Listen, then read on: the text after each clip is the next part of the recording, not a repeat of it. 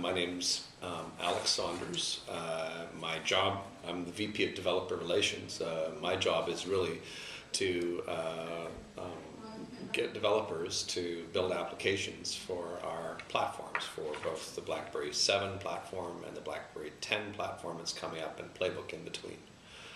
So that's a big chunk of what I do. I run a team of people who are working on marketing and an activity that we describe as developer evangelism, which is going out and talking to developers about the products. Then there's a group that runs operations, and another one that actually consists of a whole team of technical experts that are able to answer questions for developers. So we're really focused on making sure that the developer experience with RIM is as smooth and easy as possible so they can get the maximum benefit from working with us. It just seems that in the last few years, Android and iOS have really taken the lead as far as applications are concerned, whereas BlackBerry is a much older platform. It's been around forever. What kind of, you think, went missing in these past few years, and what are you guys doing to get back on track over making BlackBerry again the leading platform for developers? Yeah, so I think it's really important to look at this from the perspective of the shift that occurred in the market in the United States.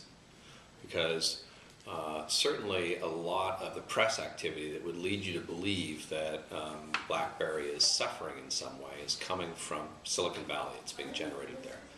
And the reason why that occurs is because unlike most parts of the world, the United States made some changes in the way that they operate their broadband markets to make it attractive to build devices like the iPhone, like Android devices. I mean, with unlimited data plans, now suddenly you can look at that handset as a great media consumption tool, and that's what happened. In other parts of the world where those kinds of unlimited data plans aren't available, it's simply not practical to think of a handset as being a media consumption device in the same way. So yes, and there's lots of activity coming out of the United States around iOS and Android development, but we're doing quite well, thank you very much, in the rest of the world. Our application base continues to grow. Just before Christmas, we announced 50,000 applications available in BlackBerry App World, and on stage today, I said that there was now 60,000 available. They're growing at a rate of 21% every single month. So I think we have a smaller ecosystem. It's true, but at the same time, developers are definitely still targeting BlackBerry, and the number of applications available is still growing. Now, my team is in the process of, actually, at RIM we have a strategy that's really two parts to it to get developers onto the platform. One of them is because we recognize that there are certain hit applications that you have to have on the platform. So we have a dedicated business development team that's under Marty Malik. He wasn't able to be here, but he's the vice president of vice president of strategic alliances at RIM, and his team is focused on getting key titles onto the platforms. So, for example, just before Christmas, you saw Citrix, some applications there for enterprise. You also saw all the Angry Birds applications show up. That was Marty's team that did that work after months and months of negotiations with Rovio. And my team is really about not the top 100 applications, but getting a large number of applications from other vendors onto the market. And that's the reason why we have conferences like this, why we run our hackathon events, those kinds of things. So we're actively engaged with developers, and I think I think that it's best to ignore the news coming out of Silicon Valley. Okay. I think it's easier to build a business on BlackBerry than it is on some of the other platforms, and the reason why I say that is because if you look at, for example, Android, there's lots of duplication there. There are 1,200 games of solitaire, card games, available on Android. I mean, so if your business is building card game applications, heaven help you, you're never going to make any money on Android. But on the other hand, in the world of BlackBerry, there just isn't the same competition there, and so you've got a much better chance of building a business on the BlackBerry platform than you do on, say, the Android platform. I mean, building an application for Android or for iOS, for developers, like buying a lottery ticket. You might win big, but the likelihood is you're going to lose. And you saw the stats that were quoted on the stage today, that 13% of BlackBerry developers have made more than $100,000. It's possible to make a very good living building software that targets the BlackBerry platform. I think it's much more difficult on other platforms. But you need to have a specific knowledge base of software development to become... Well, there are companies that would purport to tell you that you don't have to have any knowledge, that you can just, do this and punch this button and out will come a decent application. My experience has been that works to a certain point, but realistically, if you want to have a great application, you need to have some software development background. One of the complaints that a lot of users have is that Skype, for example, is available on the BlackBerry, but it's restricted to, I think, Verizon in the US. Yeah. I mean, just you as, someone who goes out and gets app on the BlackBerry platform, it is available. Why not make it available for everyone else? The Skype product that's available on Verizon in the United States is actually not the same Skype that you are thinking about. It doesn't work in the same way at all. What it does is when you make a phone call using it, it makes a phone call on the telephone network to the local telephone network, and then it goes from there over the Skype network. So it doesn't work the same way that you're expecting Skype would. And that was done, I don't want to speak for Skype, but they did that a long time ago. And since then, I can't really comment on any particular developer, but they're not, they haven't done a port of that to other versions on the BlackBerry platform. So I guess the best answer to that question is you probably need to talk to Skype about why they're not doing this, because I can't speak for them.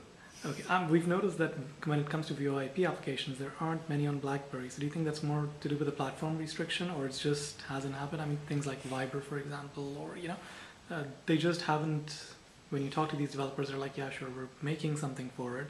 It's going to come out, but, we haven't seen something like that on the BB platform. It's somewhat complex to build one of those applications for the BlackBerry handheld. I think you're far more likely to see voice over IP applications being delivered on Playbook and on BlackBerry 10 in the future. Okay. But it is quite a difficult proposition to write it for the BlackBerry OS device today. I spent 8 years in the voice over IP industry. So, can you explain why BlackBerry's strategy? You said in the keynote that BlackBerry's strategy was very unclear, maybe, or that was perception. Mm-hmm. But now it is very clear and very fluid. Now, can you explain what you meant by that, or why it was maybe unclear up until now? Sure. I mean, when I started working for the company, that was in August of last year, we had literally made all kinds of announcements about different pieces of technology, but nobody had taken the time to draw a unifying picture of what those technology pieces might mean or how they would be used together.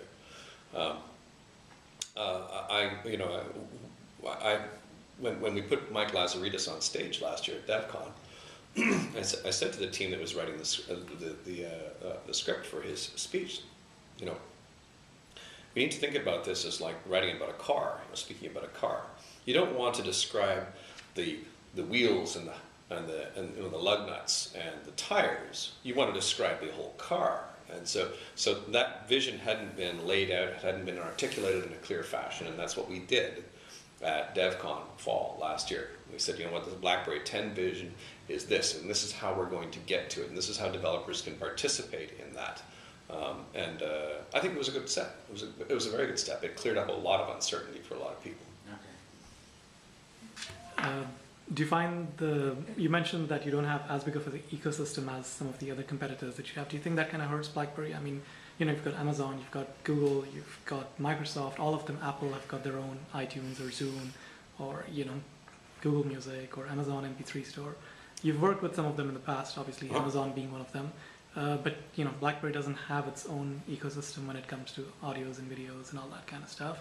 Do you think that's somewhat a challenge for you guys to sort of go out? Well, so there's multiple parts to the ecosystem, right? There's the application ecosystem. There's the media ecosystem. There are hardware ecosystems, those kinds of things, right?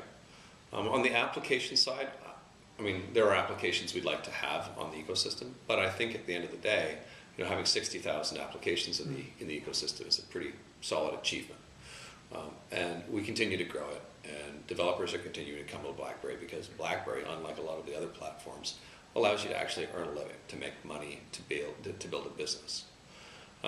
In the hardware world, we've traditionally worked with all kinds of vendors that provide things like printers and handheld card readers and those kinds of things. BlackBerry is a popular solution for point-of-sale applications in that world, and so we continue to work with those kinds of folks. And then in the media world, in the world of media, we haven't gone out and directly negotiated relationships the way that, for instance, Apple has done with iTunes. Instead, we've worked with third parties, Rovi and Amazon and others like them, to provide the same kind of capabilities to our customers. In actual fact, if you were to sit down and look at the music that's available on those devices, one of the things you quickly discover is that it's not all encoded in Apple's proprietary format. You get them as MP3 files, which means that you can move them from your PC to a device and listen to them anywhere that you like. And so you've got the freedom and the choice that other marketplaces deny you when you get the media from BlackBerry. Sorry, just one last question. And with Android Player available on Playbook and BB10 moving forward, you don't think it's going to get developers, make developers a little bit lazy on developing specifically for the BlackBerry platform, or do you see that as a... You know what? I think it all depends on how you approach it. If we were to go to developers and say, just write us an Android application, yeah, they would never write a native application for it. But what we've been telling developers is, this is a great way for you to get your application into the BlackBerry market and test it, right? So as an example, one of my team, the guy's name is Larry McDonough, he's around here somewhere, went to an Android developer meetup in Silicon Valley about 6 weeks ago, and he had 125 playbooks with him. So he showed the Android developers how to package their applications. It's very easy, it's about a 5 or 10 minute process, and created accounts with them and then went to upload them to the store. Very easy. A lot of people were really impressed by how quick and easy it was to repackage the application for Android. And then he went on stage and he showed everybody all the cool things you really can do with the BlackBerry platform. So now he had a room full of Android developers who were saying, yeah, we're going to try our applications in the BlackBerry app world, and all looking at it going, you know what, you can do an awful lot with the BlackBerry Playbook that you really can't do with Android. Android's kind of like IE6 is in the world of browsers. It's a bit old, Are RIM collaborating with any colleges in maybe regions like the Middle East, to try to... Yeah, I'm sure we've got a Saudi Arabian college initiative underway right now. Okay. I'll double check that. Yeah. I can find out. But generally speaking, what we're doing is we are working with universities and colleges. We've built a significant body of course material that they can use if they want to teach courses on programming using our devices. And in some cases, we're making specific investments in markets to try and grow the software developer community in those places. So good to know. Okay, that's great. All right. Thank you very much. Thank you.